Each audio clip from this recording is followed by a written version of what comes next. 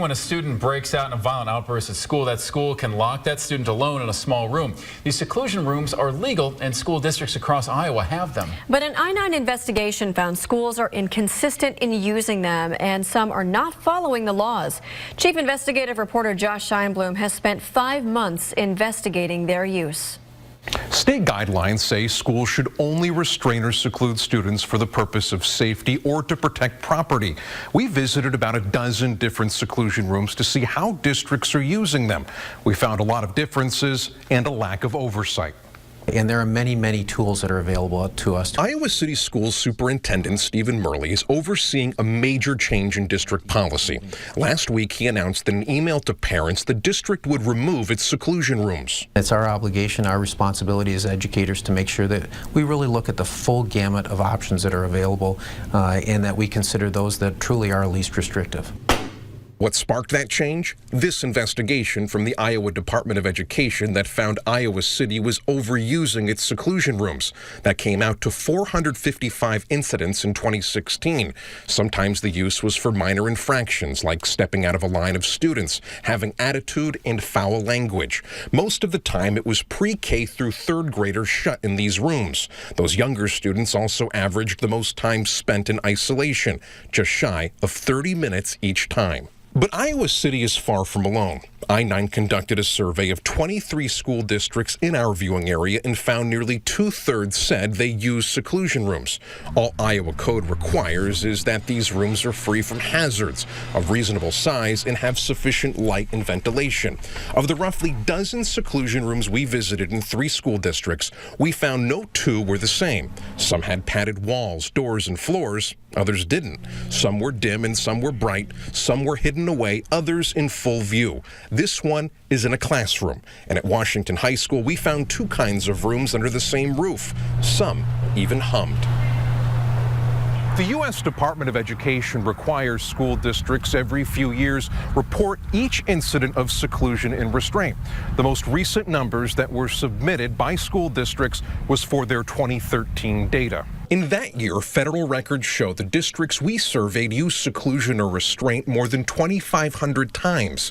That's 14 times per school day. In my 8 years, we have not ever used a seclusion room. This is the Solon Community School District Special Education Director, Matt Townsley. His district doesn't even have seclusion rooms. What we're trying to do is we're trying to figure out what the problem is. Not the behavior itself, but the thing that's causing the problem. It could be that they're trying to escape something.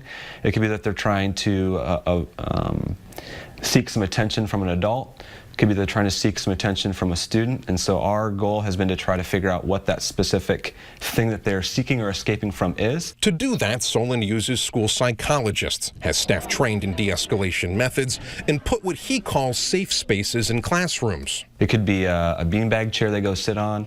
It could be behind a partition. It could be a place in the room that's just their safe space that they go to. If for whatever reason that doesn't work, what we've done is we have cleared out the room for the other students that are in there so that the student can de-escalate. The latch has to be engaged by a person who's continually observing during the period of time. College Community School District uses seclusion, but Director of Student Services Cheryl Kibbers tells us their mission is similar to Solon's. Staff also receive extensive de-escalation training, and she says the rooms are a last resort. What is the most common misconception about seclusion rooms? Seclusion rooms are not a tool to change behavior.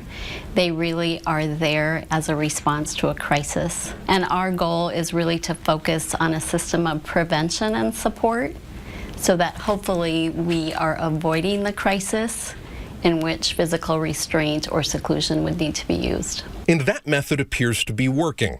The district's data shows use of seclusions and restraint in college community has been falling, down from 680 in the 2012-2013 school year to 152 last year. If the data is going up and up every single year, is that a cause for concern? That would be a cause for concern.